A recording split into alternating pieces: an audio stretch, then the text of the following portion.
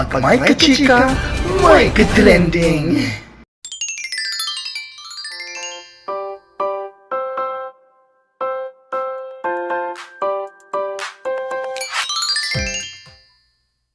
Tunay ngang kahanga-hanga at dapat na iniidolo itong si Mayor Vico Sotto ng lungsod ng Pasig. Sa kadahilanan, ito ay may businap ng kalooban at talaga namang ang kanyang paglilingkod ay makamasa. Tunay siyang kahanga-hanga at ano ang mga dahilan kung bakit pinakilik siya ng masang Pilipino. Narito ang ilan sa mga patunay kung bakit siya mismo ay isang kahanga-hangang mayor ng lungsod ng Pasig.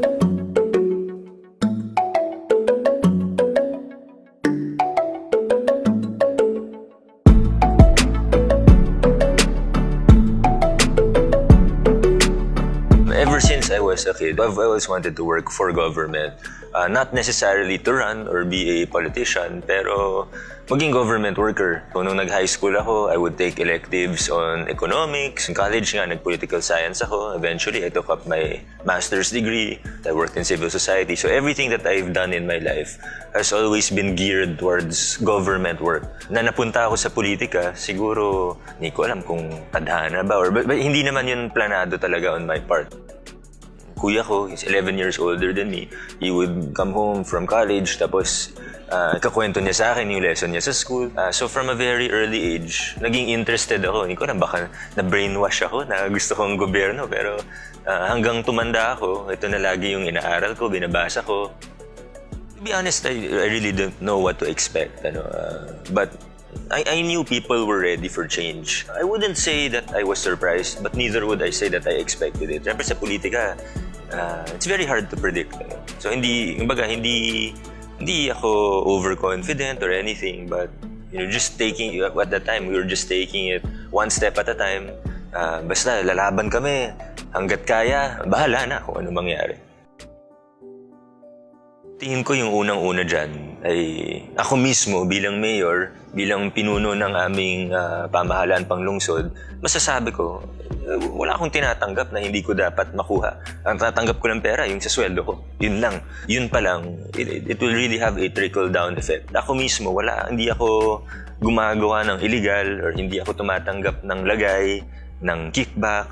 Ngayon, pwede akong manita. It has to start from the top. We've introduced a lot of institutional changes, even with our Bids and Awards Committee. We have external observers, and totoo na yung bidding. Pag may nakikita kami mga complaints through the ugnayan sa Pasig unit, ito yung FOI and Complaint Center namin, in-actionan talaga namin. We don't turn a blind eye when we see something or when we hear a complaint. Ina-address namin, iniimbestigahan namin. So may mga natanggal na. Yung iba nag-resign na lang, hindi yun ni-renew because of evidence of corruption. If you look at studies abroad, one of the biggest reasons why people fall down to poverty is really because of the lack of accessible healthcare services. So we've really prioritized healthcare. We've prepared the 2020 budget. 21% of our funds will go to improving healthcare in Pasig City. Right now, the immediate steps we've taken is to make sure that there are medicines in the health centers, rationalization of healthcare staff. We're adding around 300 positions for healthcare professionals sa city namin, putting in the resources, asking help from external experts, partnering with medical institutions like Medical City. We've made a lot of immediate changes, but ang target namin talaga ay 2020, halos universal healthcare na talaga. To make sure that healthcare is accessible, no one falls to poverty because of the lack of healthcare services. Problem would be the relatively low literacy rate. And we found that only 35% of our grade 6 students can read independently. There's the rest, either hindi makapagbasa or frustrated readers. Ibig sabihin siguro, nade-decipher nila per letter, pero kung walang tutulong sa kanila, hindi nila maintindihan yung binabasa nila. So this is a pretty alarming rate. We've identified several problems and designed our interventions na ang gusto natin, palayo tayo dun sa system of patronage. Kasi dati, lahat ng request ng schools, lahat ng request ng principals, dadaan muna sa mayor's office, i-approve isa-isa ng mayor. Ang tagal na proseso. Kumbaga, pondo natin to, gamitin natin ang buong buo. Hindi kailangan yung malakas ka sa mayor. first things that we started to do was start to update our comprehensive development plan to spur the economy here in Pasig even further, especially in depressed areas.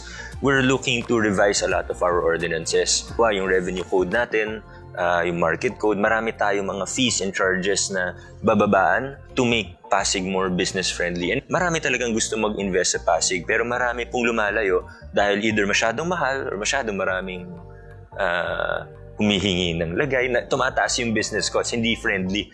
Started to address these problems. Pasig will naturally become very competitive when it comes to becoming business-friendly and enticing businesses to either come back or to start here in Pasig.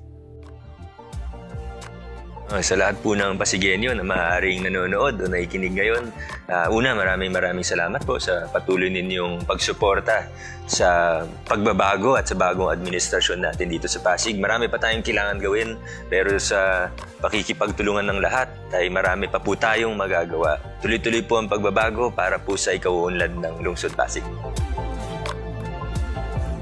At yan ang ating mga kabuluhang chika sa araw na ito, dito lamang sa Pag may ka-chika, may ka-trending.